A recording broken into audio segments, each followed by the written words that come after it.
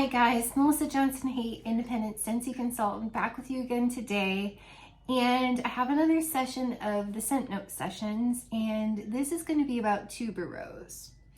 This is an after kids are in bed type of video. You've been warned. Viewer discretion is advised. And you can't make this stuff up, you guys. According to Town & Country magazine, tuberose is not a rose, despite its name. It's a member of the agave family, which gives us tequila. Originally native to Mexico, it's primarily grown in India, where it's known as the mistress of the night.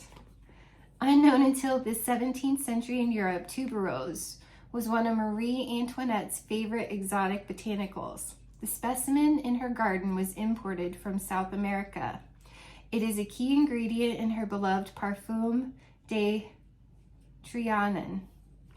Marlene Dietrich loved the flowers so much she liked to eat them. The first modern perfume to celebrate the heady aphrodisiac nature of tuberose was Robert Piguet's Fragrance, which makes tuberose. And what makes tuberose so damn sexy? It comes down to chemistry. Like jasmine and gardenia, the flower's aroma has an under-funk of odol, a molecule that's also present in, feces. This intimidation of rot is what makes it erotic. Indole is also produced in small amounts by our own skin and released during sex. Jennifer Lawrence's character in the movie American Hustle hit the nail on the head when describing the scent of her nail polish top coat. It's perfumey, she says, but there's also something rotten. I know it's crazy, but I can't get enough of it, she said. Historically, the best perfumes in the world, they're all laced with something nasty. It's true, like ambergris or I've talked about that before. Flowers, but with garbage. Unless you have a super attuned nose, you're not going to be able to detect the weirdly titillating suggestion of intimacy and decay simply by sniffing tuberose, but it's there. The scent of this flower has a risqué reputation. Fragrantica.com describes it as the harlot of perfumery, carnal, creamy, and contradictory. The femme fatale of the flower world, so heavenly and alluring, it's dangerous. According to the website, Victorians forbade young ladies from inhaling the odor of tuberose as they walk through the gardens at night for fear they might spontaneously explode with passionate excitement, perhaps even quiver. It will truly bend you backwards. It's on the sexy side. Charismatic as orange flower or jasmine, yet mixed with something spicier. The flowers themselves can fill a room and continue to exude scent for days after picking. A bold and distinctive scent in large portions, it can really overpower the other scent notes in a perfume. But in small amounts, it can lend a nice depth without killing the vibe. It can even smell almost salty in large amounts, kind of like sweat. Envision crushing the petals in your hands instead of getting the typical sweet aroma. Tuberose is rich, creamy, fatty, and almost waxy smelling. Think of it as the creme brulee version of a flower. Dense, rich, not exactly sweet, yet powerful. It's been described as smelling like a mix of creme brulee, honey, coconut milk, and gardenia.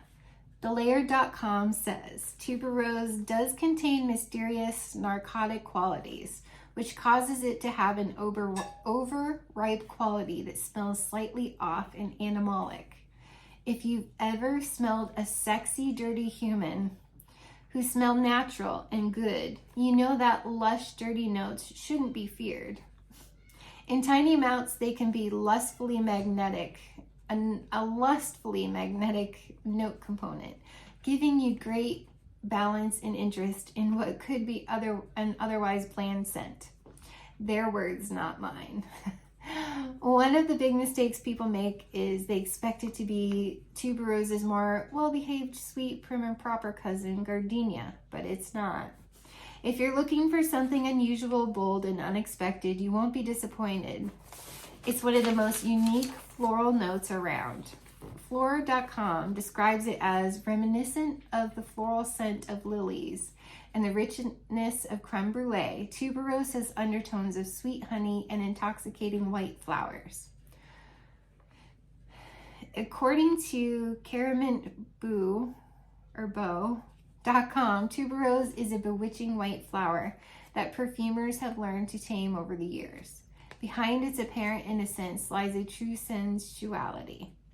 This long-loved ingredient may have been frightening because of its strong fragrance, but its multiple facets have managed to charm noses in search of originality and subtlety. In France, King Louis XIV, a great lover of perfume, also known as the Perfume King, had more than 10,000 bulbs brought back to bloom in the Trianon.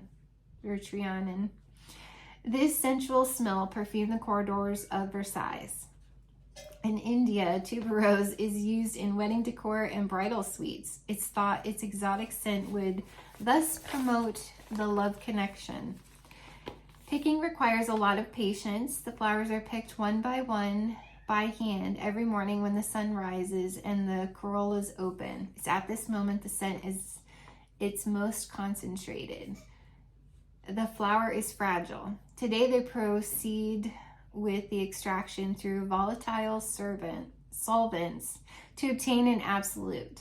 This perfumed product is very expensive because it takes more than 1,200 kilos of petals to obtain barely 200 grams of absolute. So there you go. There's naughty little tuberose as a scent note. Yeah.